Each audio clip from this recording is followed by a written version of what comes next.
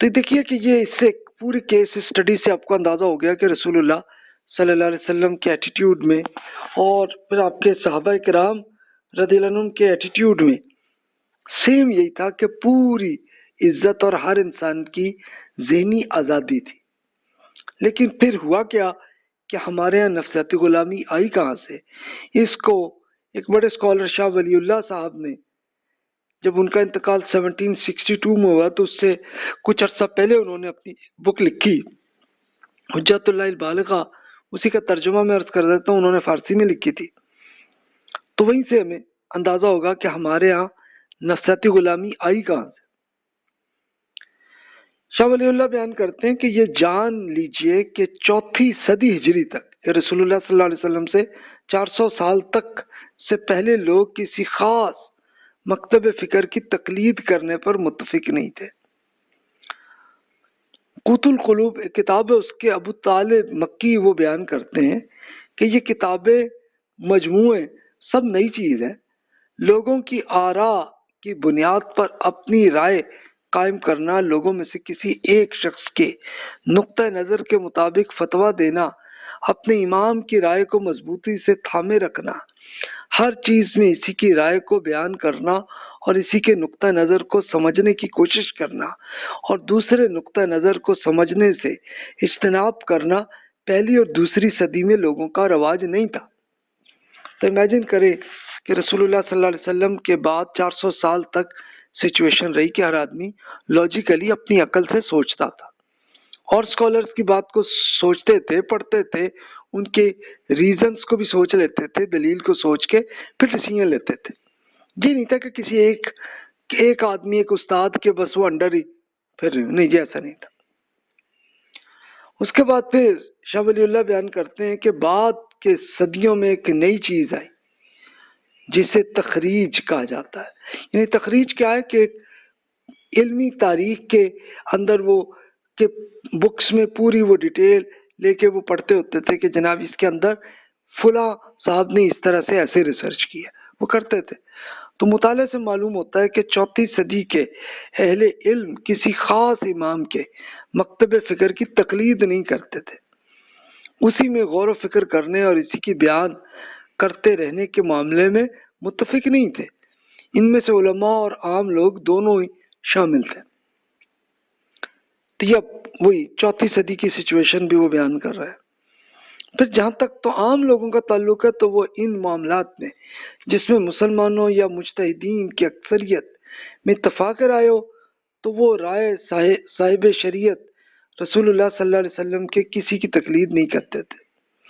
وہ وضو، غسل، نماز، زکوٰۃ وغیرہ کے اپنے والدین اور اپنے شہر کے علماء سے سیکھ لیتے اور اس کے مطابق عمل کرتے تھے. ہاں اگر کوئی مخصوص مسئلہ آتا تو جو اپنے صاحب علم فتویٰ انہیں ملتا بغیر کسی مکتب فکر کے ایک پوری تخصیص کر کے ریسرچ کر کے اس سے سوال پوچھ لیتے تھے. بس اتنی بات تھی. یعنی ایسا نہیں تھا کہ وہ کسی کے ساتھ کسی ایک فرقے کے ساتھ انڈر ہوئے ہوں. میجورٹی کا یہ حال تھا عام لوگوں کا. اب جس میں تو پورا اتفاق ہے دین میں اس پہ تو ویسے عمل کر لیا. کوئی اگر نئی چیز ہے، کوئی ایسی چیز ہے، ایسا ایشو ہے تو کسی بھی اسکالر سے پوچھ لیا، اس پہ عمل کر لیا. جہاں تک خاص علماء کا تعلق ہے تو اس میں حدیث کے ماہرین بھی تھے. ان کے بعد پاس نبی کریم صلی اللہ علیہ وسلم کی حدیث اور صحابہ کرام رضی اللہ عنہم کے آثار بھی تھے. انہیں حدیث سے استفادہ کرنے کے علاوہ جن پر بعض فقہا بھی عمل کرتے تھے کسی اور سے سوال پوچھنے کی ضرورت ہی نہیں تھی. ان کے لیے حدیث یا صحابہ اور تابعین کے اکثریت کی رائے پر وہ عمل ترک کر دینے کی کوئی ریزن بھی نہیں تھی انہیں، اور نہ اسے اچھا سمجھا جاتا تھا. تو جب ان کے پاس کوئی ایسا معاملہ آتا کہ جس کے بارے میں موجود آراء میں ان کا دل مطمئن نہیں ہوتا تو جسے آراء کی نقل کرنے میں تضاد پایا جاتا تو پھر ایک رائے کو ترجیح دیتے اور پھر ماضی کے فقہا کے نقطہ نظر کی رجوع کرتے. پھر اگر انہیں 2 نقطہ نظر مل جاتے تو ان میں سے پھر صحیح ترین کو اختیار کرتے تھے. اور مدینہ کے کسی عالم کا نقطہ نظر ہوتا یا کوفہ تھے یا کسی اور شہر کا، اس کو دونوں سب کو دیکھ کے پھر وہ ڈیسیژن لیتے تھے کہ صحیح کس کا. اس پہ لا کے ڈیسیجن لیتے تھے. تو یہ دیکھیے کہ پہلے رسول اللہ صلی اللہ علیہ وسلم سے لے کے 400 سال تک امت مسلمہ کا طریقہ یہی رہا. لیکن شاہ ولی اللہ بیان کرتے ہیں کہ 400 ہجری کے بعد کا پیریڈ ہے. یہ کب کا پیریڈ ہے؟ 1030 کے بعد کا پیریڈ ہے عیسوی کیلنڈر میں دیکھنا ہے تو. یعنی اب سے 1000 سال پرانی بات ہے، تب سے یہ آنا شروع ہوا تھا. یعنی اب ہوا کیا، بعد میں ایسے لوگ پیدا ہوئے جو زیادہ اور منصب اور عزت حاصل کرنے کے لیے علم حاصل کرنے لگے.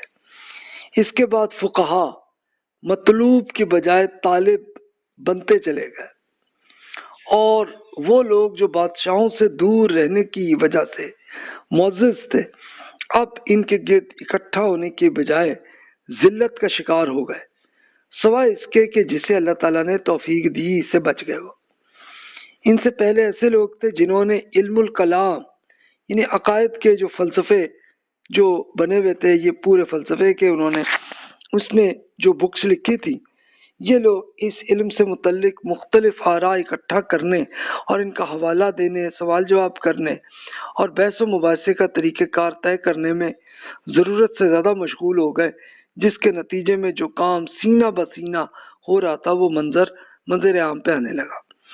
بادشاہوں نے اپنی تفریح کی خاطر فقہ، خاص طور پہ امام ابو حنیفہ اور امام شافعی رحمۃ اللہ علیہ سے ان کی مذہب سے یعنی ان کے نقطہ نظر سے مختلف بحث اور مباحث کے ایک فائنانس کر کے ان کے حوصلہ افزائی کرنی شروع کی. تو پھر ہوا کہ علم، کلام اور دیگر علمی فنون کو چھوڑ دیا اور شافعی اور حنفی مکاتب فکر کے اختلافی مسائل میں ایک اسپیشلائز کرنے لگے. انہوں نے امام مالک، سفیان ثوری، احمد بن حنبل رحمۃ اللہ علیہ، یہ بڑے اسکالرز تھے، ان کے معاملے کو پس پشت کر دیے، اس کو چھوڑ دیا ان کی بات کو. ان کا خیال تھا کہ وہ یہ سب اس لیے کر رہے ہیں کہ شریعت میں گہرے نکات کو تلاش کریں، لیکن مختلف مکاتب فکر کی خامیوں کو بیان کیا جائے تو فتویٰ دینے کے علم کے اصولوں کو مرتب کیا جائے، بس یہ کر رہے تھے. تو ایکچولی تو دیکھیں تو ایک دنیاوی فائدہ بس حاصل کرنے کے لیے یہ ہوتا تھا کہ بادشاہ سے ایک اچھی جاب حاصل کرنے کے لیے یہ حرکت کرتے تھے کہ جناب ایک خاص اسکول آف تھاٹ بس اسی کے انڈر رہنا اور اسی کے ساتھ ہی چلنا. تو یہ چل رہا تھا، اور اس کے بعد سے پھر ہمارے یہاں عادت یہ بن گئی کہ ہم لوگ پھر علم پہ غور نہیں کرنے لگے، بس جو بھی فتویٰ مل گیا اپنے امام صاحب کا تو بس اسی پہ عمل کرنے لگے. یہ ہے نفسیاتی غلامی. اب اس پہلو سے میں عرض کرتا ہوں کہ مذہبی برین واشنگ کی جاتی ہے ہمیں تاکہ ذہنی غلامی ہمارے اندر آ جائے.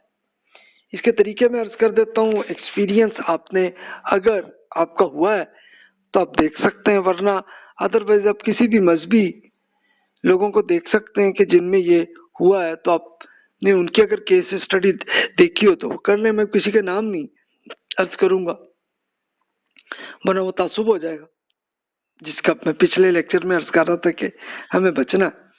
لیکن میں طریقے عرض کر دیتا ہوں کہ جیسے کیے جاتے ہیں ہمارے ساتھ. پہلے تو مذہبی رہنما کوئی لیڈر کو مقدس بنائے جانے کا مہم ہوتا ہے کہ جناب یہ جو امام صاحب ہیں، یہ جو لیڈر ہیں، یہ جو صاحب ہے، یہ بہت ہی مقدس، بہت نیک بزرگ ہے، بہت اعلیٰ، اور ان کا ایک پورا پروپیگنڈا ہوتا ہے. مقربین خاص کی ایک پوری ٹیم تیار ہوتی ہے جو شخصی اوصاف اور کرامات کا ایک پورا پروپیگنڈا کر رہے ہوتے ہیں، بتاتے ہیں جناب یہ بزرگ تو اتنے بڑے ہیں، اتنے اعلیٰ ہیں، یہ پیر صاحب، یہ امام صاحب، یہ اتنے ایسے ہیں، ان کے تو جی یہ کرامت ہے. اس سے ایک پورا ایک پروپیگنڈا چل رہا ہوتا ہے. مقدس مشن کی ایک پورا تخلیق ہوتی ہے اور ایک خفیہ ایجنڈا بھی ہوتا ہے. عجیب اور غریب اور محی العقول کرامتیں سنائی جاتی ہیں. پروپیگنڈا کے ایک حصہ ہوتا ہے، یہ دیکھیں جناب یہ کرامت ہے ان کی. کرامت کیا کہ جناب اس قسم کا معجزہ. اچھا وہ کہہ دیتے ہیں معجزہ نہیں ہے جی، معجزہ تو نبیوں کا ہوتا ہے. تو یہ کرامتیں ہوتی ہیں. مثال کے طور پر کہ یہ جیسے مثال کے طور پر ایک ایکچوئل کیس میں نے دیکھا کہ ایک صاحب نے، وہ بڑے پریشان تھے کہ ایک بچہ ساتھ تھا تو وہ ٹرین میں الگ ہو گیا، تو وہ اپنے پیر صاحب پہ کرنے لگے، پیر صاحب وہ بس ان سے ریکویسٹ کرنے لگے کہ پیر صاحب آس پاس کہیں نہیں تھے کہ وہ بچہ مل جائے۔ اچھا وہ بس صرف اتنا ہی تھا کہ وہ بچہ ٹرین میں تھوڑا سا آگے آیا ہوا تو وہ بیچ میں آ گیا، کہتے لو جی یہ کرامت ہو گئی ہمارے پیر صاحب کی۔ تو یہ اب دیکھیں اس قسم کے پروپیگنڈا لوگ کرنے لگے، اپنے پیغام کو خدا کا پیغام بنا کر پیش کرنے کی کوشش کرتے تھے کہ یہ جناب پیر صاحب نے یا امام صاحب نے جو فرما دیا بس جناب یہ اللہ کا حکم ہے، ایسے عمل کرو، اور عقل کے استعمال کی حوصلہ شکنی کرتے رہے کہ نہیں جی عقل سے نہیں سوچنا، جیسے پیر صاحب نے کہا ویسے کرو۔ علم دین پر اجارہ داری بس صرف ان پیر صاحب کی ہے، امام صاحب کے جیسے وہ کہہ رہے ہیں ویسے ہی کرو۔ اختلاف رائے پہ بڑی مخالفت ہوتی رہی، عقل کے استعمال پہ حوصلہ شکنی اس طرح سے کرنی کہ جناب ان پیر صاحب سے اختلاف ہو گیا، امام صاحب سے، تم نے گناہ کر لیا۔ اگر پیر صاحب سے کوئی چیز کلیئر نہیں ہوئی، امام صاحب سے کلیئر نہیں ہوئی، سوال کر لیا تو جناب یہ تم نے گناہ کر لیا۔ تو یہ پروپیگنڈا کا ایک ایسا حصہ ہونے لگتا۔ مخالفین کی تخلیق اس طرح سے بھی ہو جاتی کہ جناب جس نے اختلاف کیا تو اس پہ ایسی شکل لگانی، دیکھو جی یہ تو فلانا ایسا شیطان آدمی ہے، یہ حالت۔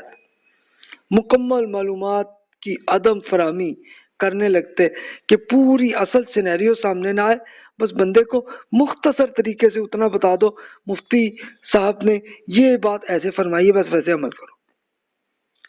برین واشنگ کی جانے لگی اور اس کو ہم سوشل ری انفورسمنٹ اس طرح سے کرنے لگنا کہ جناب اگر تم اسی پیر صاحب کا، امام صاحب کا ایسا پاؤں چوم رہے ہیں تو آپ کے لیے بہت بڑی نیکی ہو رہی ہے، اس کی جنت میں آپ پہنچ رہے ہیں۔ تو برین واشنگ اس طریقے سے ہونے لگتی اور ابھی بھی ہو رہی ہے۔